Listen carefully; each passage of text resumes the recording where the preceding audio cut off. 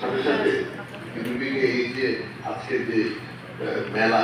শুধু এই মেলায় সীমাবদ্ধতা না থেকে আমি একটি আমার বলবো যে আজকে যে আমাদের যতগুলো আমাদের হস্তশিল্প আছে যে বিদেশে রপ্তানি হচ্ছে, সেই আইটেমগুলোর একটি লিস্ট আমাদের অন্তত তৈরি করা এবং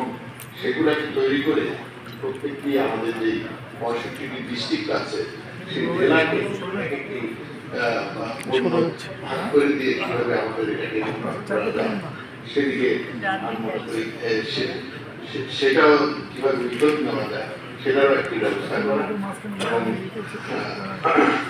আমাদের যে বিদেশে আমাদের বাংলাদেশিরা